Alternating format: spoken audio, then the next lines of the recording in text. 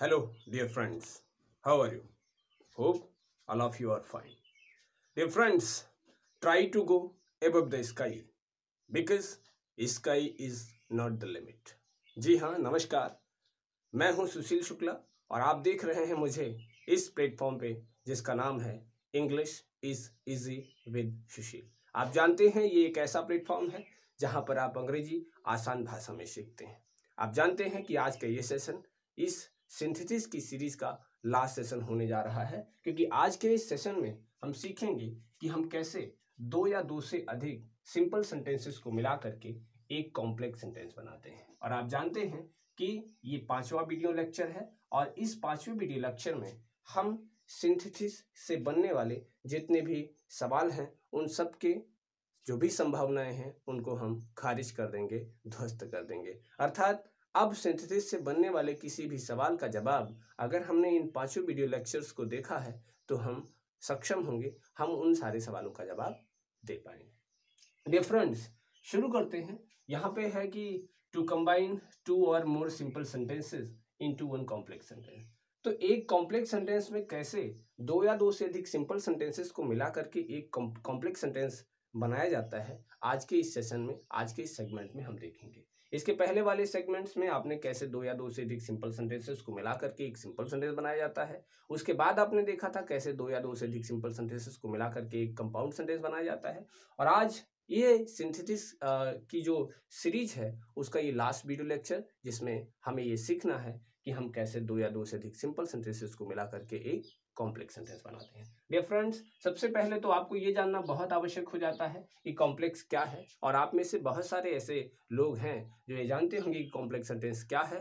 अभी जो नए जुड़े हैं उनसे मैं ज़रूर कहूँगा कि आप इस चैनल को सब्सक्राइब करें ताकि आप आने वाले वीडियो लेक्चर्स को देख सकें और अंग्रेजी को एक आसान भाषा में कैसे सीखा जा सकता है उसे आप जान सकें। तो कॉम्प्लेक्स सेंटेंस के बारे में अगर आप जानते हैं तो यही जानते होंगे कि कॉम्प्लेक्स सेंटेंस एक ऐसा सेंटेंस है जिसमें एक प्रिंसिपल क्लॉज होती है और एक सबऑर्डिनेट क्लॉज होती है। Means a sentence in which there is a principal clause and a subordinate clause, the sentence is a complex sentence. So dear friends, you better understand what I actually want to say. A sentence in which there is a principal clause and a subordinate clause, the sentence is a complex sentence. Just say suppose that I'm going to write here one sentence. He said that he was ill. So this sentence is a complex sentence. Why? Because इसमें एक principal clause है और एक subordinate clause है। अच्छा, ये principal class subordinate class का जो भी मैटर है ये आप समझ चुके हैं। इसके प्रीवियस वीडियो लेक्चर्स में हमने आपको बताया कि क्लासेस को कैसे पहचाना जाता है। ये कंजंक्शन है और ये कंजंक्शन एक्चुअली कौन सा कंजंक्शन है? ये कंजंक्शन आपका सबऑर्डिनेटिंग कंजंक्शन है, क्योंकि आप जानते हैं कि कंजंक्शन दो प्रकार के होते हैं। एक कोऑर्डिनेटिंग कंजंक्शंस होते हैं and second one subordinating conjunctions होते हैं। तो जहां पर भी कोऑर्डिनेटिंग कंजंक्शंस के यूज किए जाते हैं वो सेंटेंसेस आपके कंपाउंड सेंटेंस बनते हैं, और जहां कहीं भी सबऑर्डिनेटिंग कंजंक्शंस के यूज किए जाते हैं वो आपके कॉम्प्लेक्स सेंटेंसेस बनते हैं। तो आज हम चूंकि कॉम्प्लेक्स सेंटेंसेस बनाने जा रहे हैं इसलिए हम सबऑर्डिनेटिंग कंजंक्शंस का यूज करेंगे। एंड आपको मैं बता दूं कि सबऑर्डिनेटिंग कंजंक्शंस कौन कौन से हैं इसे हम लिखते रहे ताकि आप उनका प्रयोग करके so that you could be able to combine two or more simple sentences into one complex sentence. And अगर आप subordinating conjunctions की बात करें तो ये रहे आपकी subordinating conjunctions। subordinating conjunctions जिसमें that, because, who, which, when, where, why, what, whenever, wherever, whatever,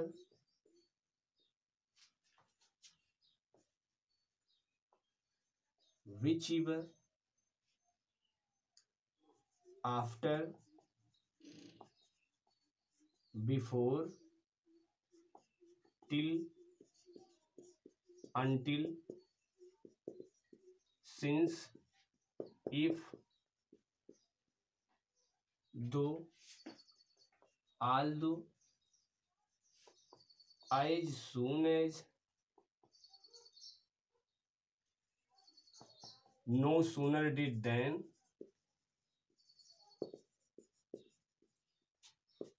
scarcely when,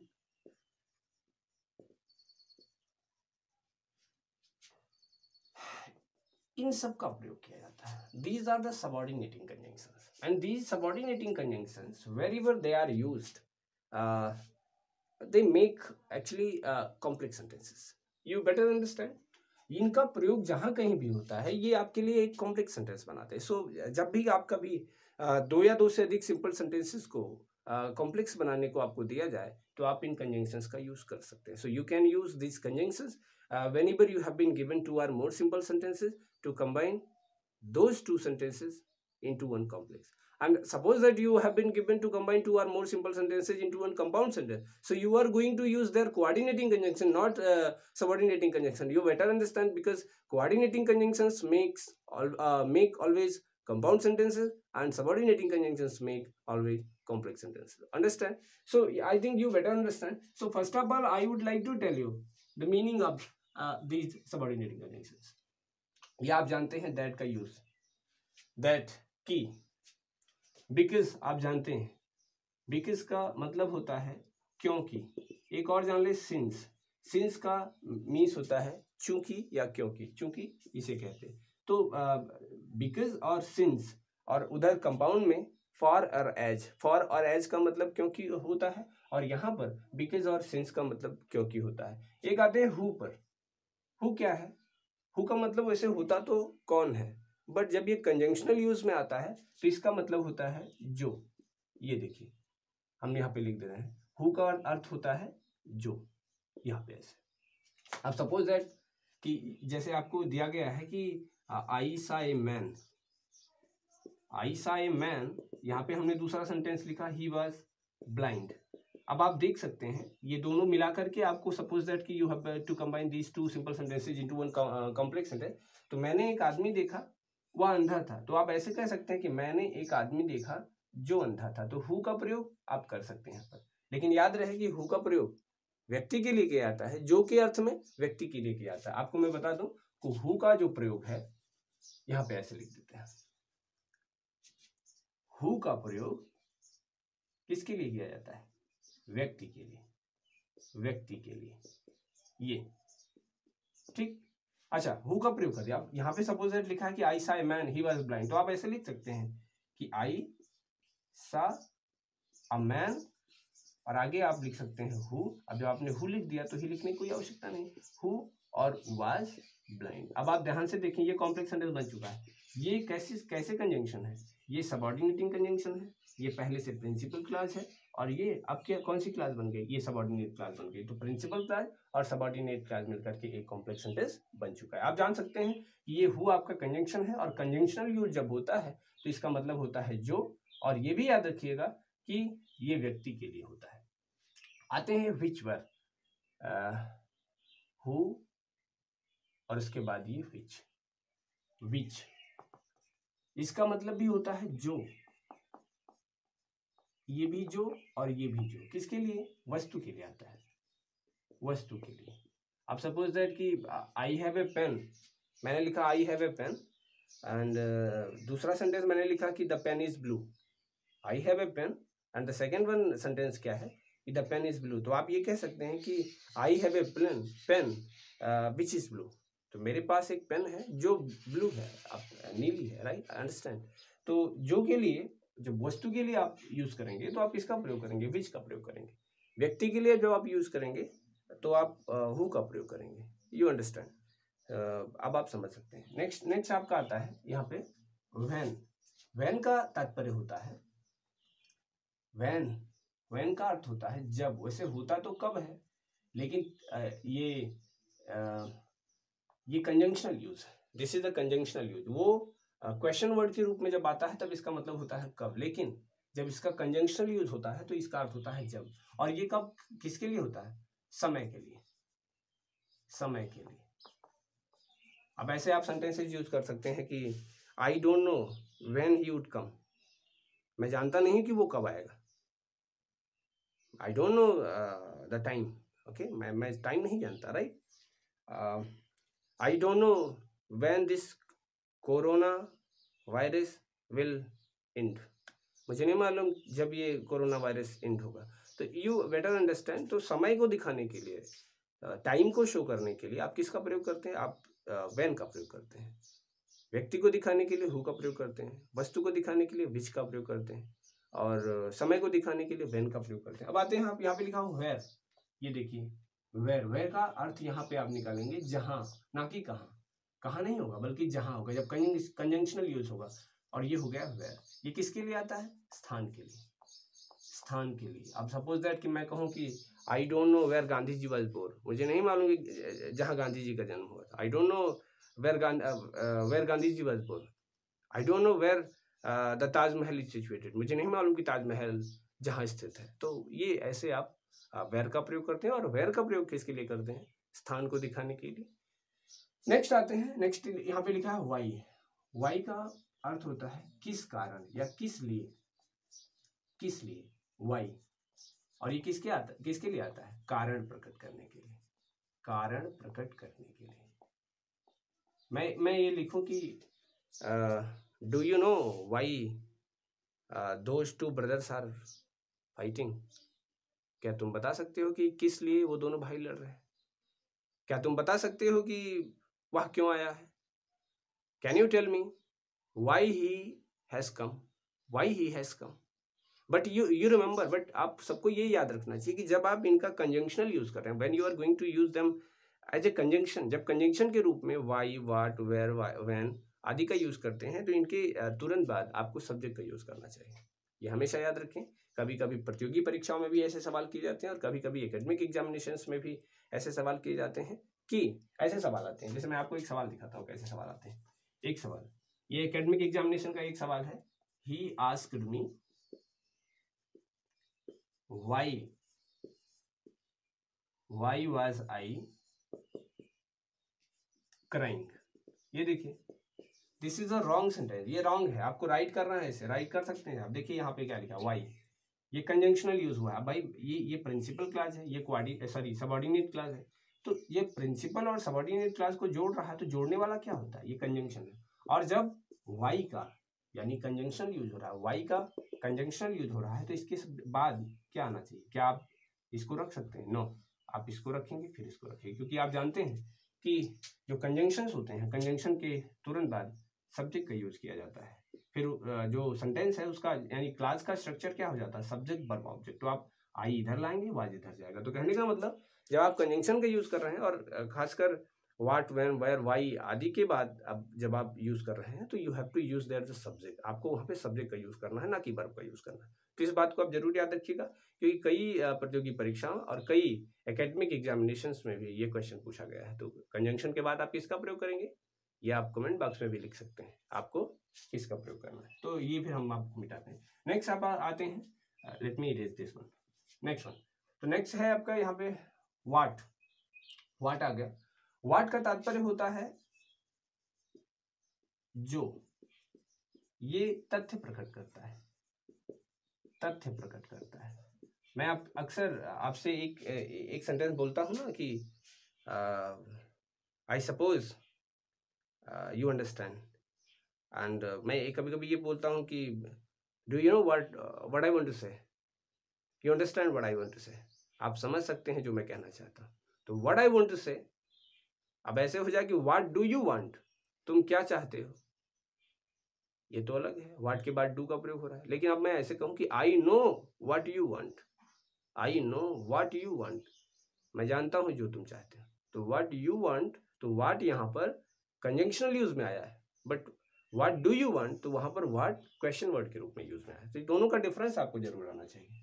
तो व्हाट क्या है? व्हाट जो को प्रकट करता है, और ये तथ्य को प्रकट करता है। इसके बाद आते हैं व्हेन ईवर। थोड़ा सा ध्यान दें, व्हेन ईवर मीन्स होता है जब भी, ईवर जहां लग जाए, ईवर।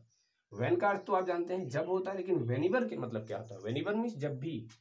तो मैं ऐसे सेंटेंस यूज कर सकता हूँ कि you will miss my kindness whenever you will recall मी।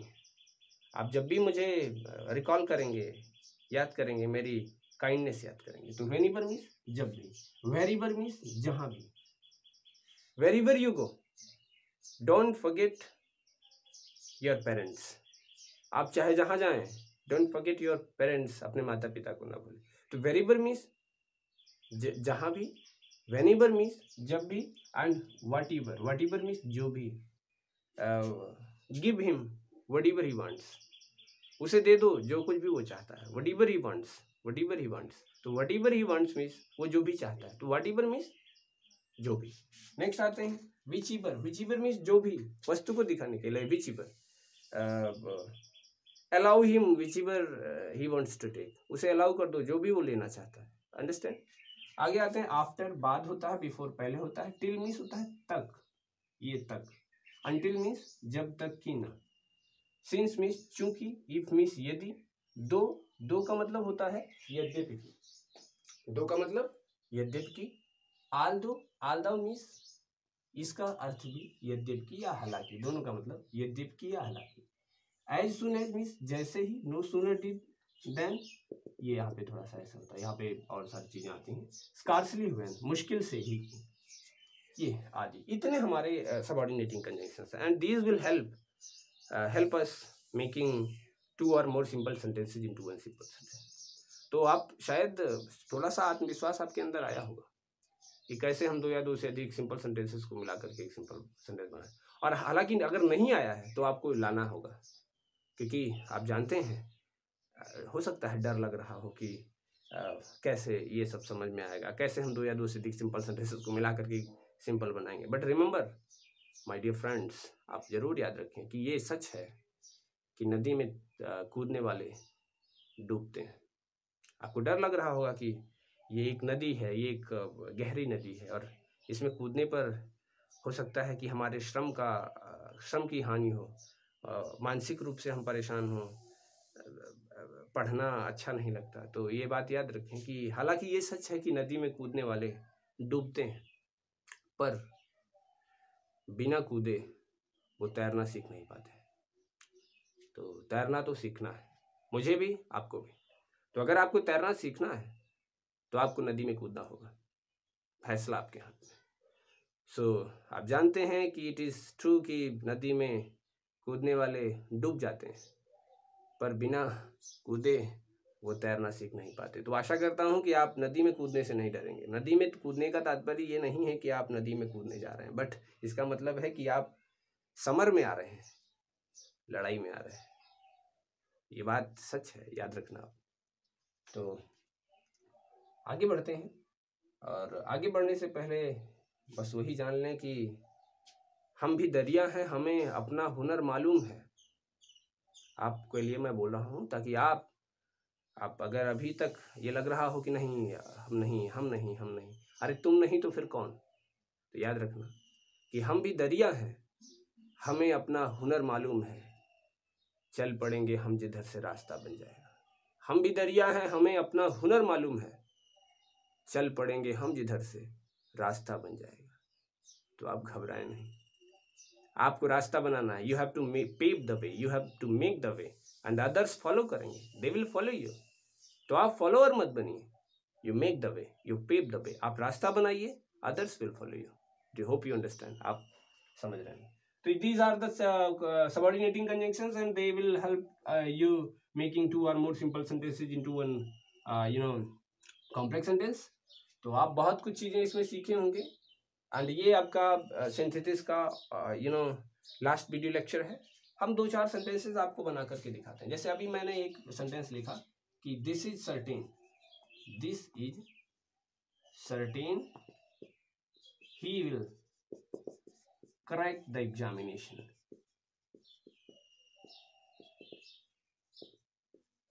ये निश्चित है वो एग्जामिनेशन क्रैक करेगा। बहुत आसान है, ये निश्चित है कि, आप देखिए किसका यूज कर सकते हैं, दैट का। आसानी से आप इसको बना सकते हैं, this is certain that he will crack the examination. So ये आपका कॉम्प्लेक्स सेंटेंस बन गया। करना आपको कुछ नहीं, you don't have to be worried, आपको वरीड होने की जरूरत नहीं। जब आपको कॉम्प्लेक्स बनाने के लिए दिया गया है तो आप इनमें से सेलेक्ट करिए कि कौन सा अप्रोप्रिएट कंजंक्शन हो सकता है। और अगर कंपाउंड बनाने को दिया गया है तो आप कोऑर्डिनेटिंग कंजंक्शंस में से सेलेक्ट करिए कौन सा अप्रोप्रिएट कंजंक्शन होता है। जो अप्रोप्रिएट कंजंक्शन है आप उसको यूज कर लीजिए और दोनों सेंटेंसेस को शर्त ये है कि दोनों सेंटेंसेस को वो जो आप यूज कर रहे हैं वो सेटिस्फाई करे, मीन्स एक प्रॉपर सेंटेंस आए, एक प्रॉपर सेंटेंस बने। आगे बढ़ते हैं।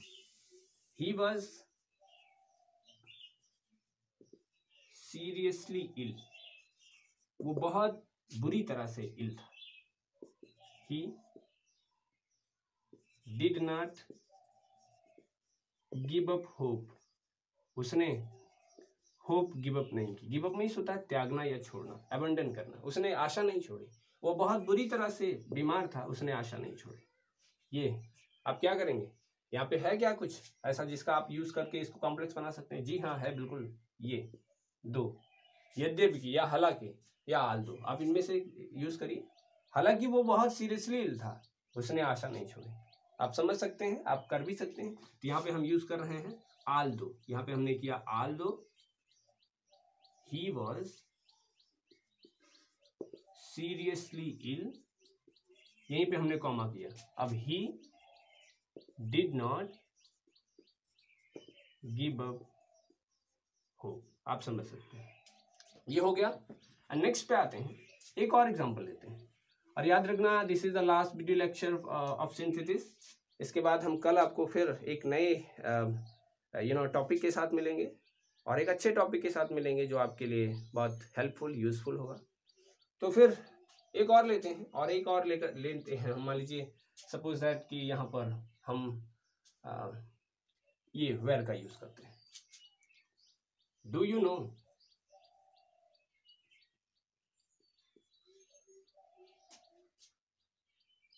Please stop, where was Gandhi ji born. अब आप वेरी इजीली आप कर सकते हैं डू यू नो वेयर। अब आप देखिए आवाज नहीं आएगा क्योंकि ये कंजंक्शन का यूज कर रहे हैं और कंजंक्शन के बाद क्या आना चाहिए, सब्जेक्ट आना चाहिए। वेयर गांधी जी, और आगे हमने लिखा वाज बोर्न। सो और भी बहुत सारे हैं जिनका प्रयोग करके आप दो या दो से अधिक सिंपल सेंटेंसेस को मिला करके एक सिंपल सेंटेंस बना सकते हैं। ओके, तो ऐसे ही आप सीखते रहें, समझते रहें। ये एक और लेते हैं हम। The two brothers are fighting, full stop, I do not know the reason. दो भाई लड़ रहे हैं, मैं कारण नहीं जानता। ये दो भाई लड़ रहे हैं, मैं कारण नहीं जानता। आप क्या कह सकते हैं, मैं कारण नहीं जानता कि दो भाई क्यों लड़ रहे हैं, राइट। तो आप बाद वाला पहले लाइए, और बाद वाला अगर पहले ला रहे हैं तो ऐसे बनेगा ये, आई do not no, I do not no किससे जोड़ेंगे, वाई से। कारण प्रकट करने के लिए किसका प्रयोग करते हैं, वाई का। वाई, और उसके बाद ये देखिए I do not know why the two brothers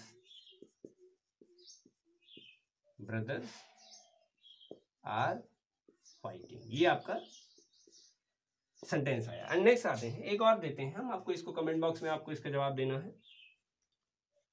okay, I met an old lady, she was carrying, ये वही सवाल है, a lamp in her hand. But remember कि you don't have to combine these two sentences into one simple. आपको इन्हें simple में नहीं बनाना। Simple में बनाना होता तो आपने बहुत सारे जवाब दिया था। I met an old lady carrying a lamp in her hand, ये तो आपका सिंपल सेंटेंस, इसका राइट आंसर है। But you don't have to combine these two sentences into simple, but you have to combine these two simple sentences into one complex sentence। तो complex में आपको इसको combine करना है। कॉम्प्लेक्स में combine करके you right the correct answer in the comment box. I am waiting. आप इसको कमेंट बॉक्स में इसका जवाब लिखेंगे। एंड ये this is the last video lecture of synthesis. How do you like the class? Right your reaction in the comment box. आपने इस class को कैसा पसंद किया, ये क्लास आपको कैसी लगी, इसको आप कमेंट बॉक्स में ज़रूर लिखें। आशा है कि आप धीरे धीरे सब कुछ सीख रहे होंगे। और मेरा दावा ये भी है कि अगर आपने ये वीडियो लेक्चर्स देखे हैं तो synthesis is yours. You can answer any question of synthesis. तो आप प्रिपेयर हो जाएंगे। और अगर आपने पहले पीछे के जो वीडियो लेक्चर्स हैं उनको नहीं देखा है तो you must watch those video lectures also. So meet you tomorrow, same time same platform.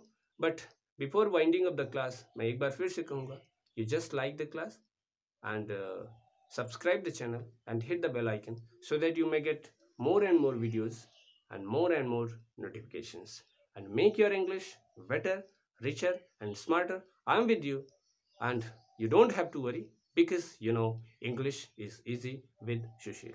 Meet you tomorrow, same time, same platform. But you write the correct answer of this question. To combine two or more simple sentences towards complex sentence, waiting for your answer. And before winding up the class, I would like to repeat those two lines कि लहरों से डर कर नौका पार नहीं होती, लहरों से डर कर नौका पार नहीं होती, कोशिश करने वालों की कभी हार नहीं होती. So keep watching videos and thank you very much.